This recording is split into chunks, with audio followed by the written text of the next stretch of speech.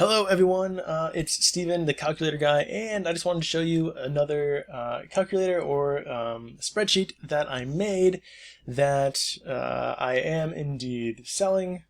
So let's look into it. This is just a basic budget calculator. So I know that it's definitely helped my family keep track of all of our costs. And so let's just look at it. This is a dummy data. This is not real data. No, that is not my actual gross income. But let's just look how it works. So bills and payments, pretty straightforward, right? You enter whatever the name of the bill is, and then the price. Anything blue in any of my calculators means you edit this stuff, and anything green means in any of my calculators that is automatically generated. So you'll see over here that this stuff, and this stuff is all automatically generated based off of the other numbers you put in. So the first thing is that you're going to want to enter all of the blue data. So what are your subscriptions, right? Do you have any of these? Enter those in. You have another one, maybe you have, I don't know, HBO Max. What is that, like $15? Honestly, I don't know. Let's just throw that in there. Living costs. So these are really important. I recommend not changing the first four, and you'll see why later. And then these three totally change. Let's just say you have three people in your family. I don't know. Let's say you're Frank, Jill, and the kids. And then over here, insurance, car insurance, home insurance. You can change these numbers as much as you want. It doesn't really matter. Let's just say 1,500 for fun. See how the numbers over there change, right? And see how this changed. So these, the monthly average will change based off of the annual cost. All right, so once that's all done, you're pretty much set, except you need to do your income as well. So you're not all set. You have to enter your income. So any pay stub will have all of this on it. Your gross is just what you get paid before taxes. Your taxes are what you pay in taxes.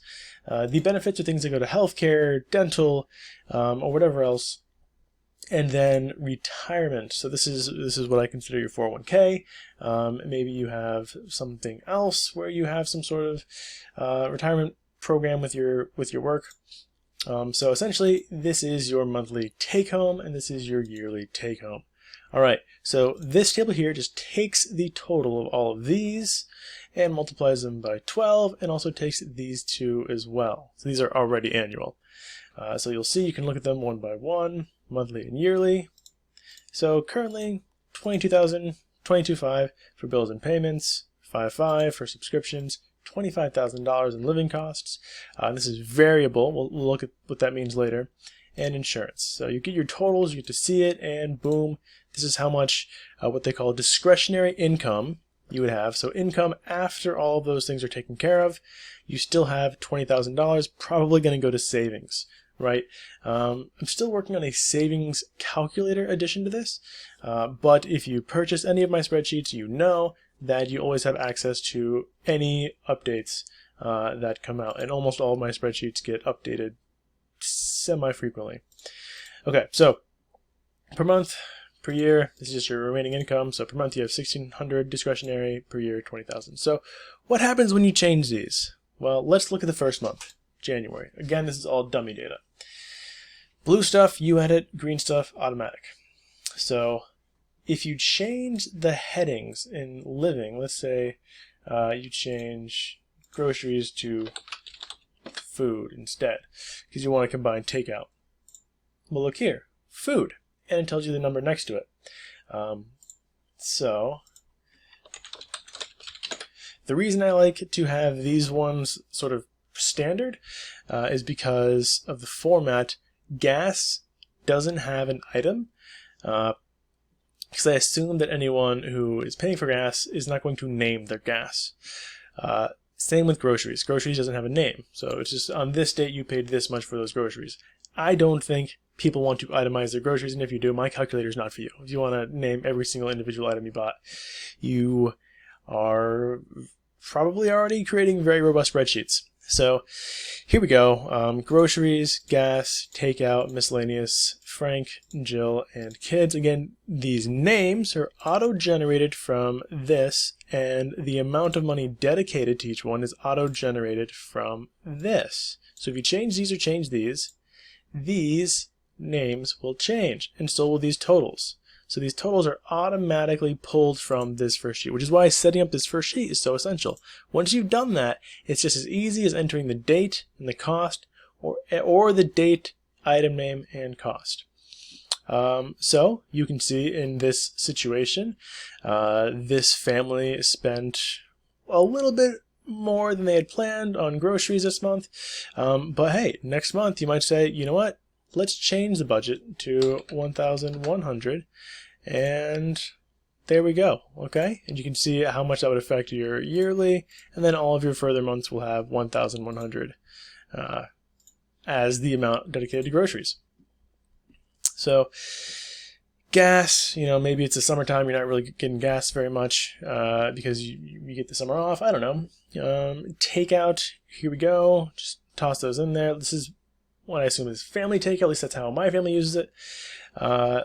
Then miscellaneous. So maybe you went to laser tag. Maybe you got a toilet lid, vitamins, sink covers. These are pretty much things that you didn't really anticipate buying, but you bought them. They're not really for anyone in particular. They're just sort of for the family.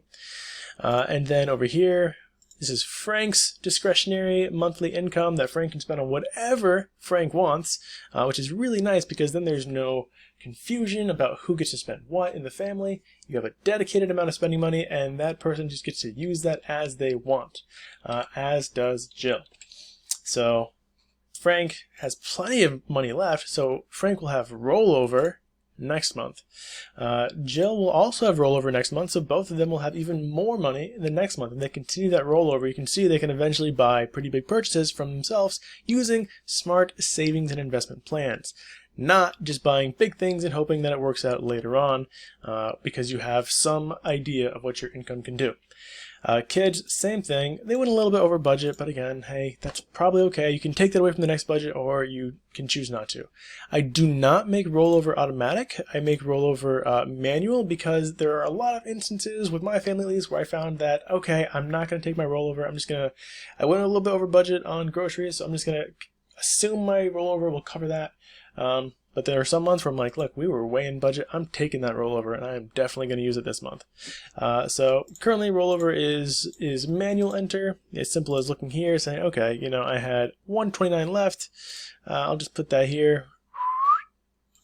129, I think it was 65, something like that. And then you'll see that it adds to the remaining, right? So instead of 300, I have 140. I have 429. Now, in the future, I may have a checkbox option to auto use your rollover for each one, or to not use the rollover. It's a pretty simple thing I could probably do in like an hour. So just consider that an update is probably going to happen. Okay, so then you have all of your months. You'll be filling this out throughout the year, and all the while, these will be updating. So these are your yearly totals. I only have 1 month filled in, so here is what's been filled in so far, and this is the expected amount of money you'll pay per year. So currently, this is how much money you still have for the rest of the year: 12,000, 1,000, 1,600, 3,000, etc., etc. Okay, so you have also total spent and total surplus or deficit, how much money you still have for the rest of the year, or how much money you're lacking. This is not accounting for remaining discretionary income, which I am going to probably build out a spending calculator, not spending, but a savings calculator for, and maybe some savings goal calculator for in the future. But for right now, this is just a really good sheet you can use for budgeting. It has helped my family tremendously, and it has helped families adjacent to mine tremendously, and I think it's going to be pretty affordable. So this will save you money, at least if you're not doing this. If you don't have a spreadsheet, or if you have a spreadsheet that doesn't do auto calculations and is really a hassle to use, then I think this will definitely save you money and help you out economically and financially. Because this is just super easy to use. Like, we just hop on this, we look at our online accounts, and we just toss in these numbers every week, every 2 weeks, and that's it. And we track our budget really well, and we know what we can spend and what we can't spend. So that's it. For now, if you're interested in this budgeter, please, you can contact me on Telegram, you can contact me on Twitter, or you can contact me on Discord if you have my name on there. So thank you so much for watching. Hope you enjoyed this, and have a wonderful, wonderful day.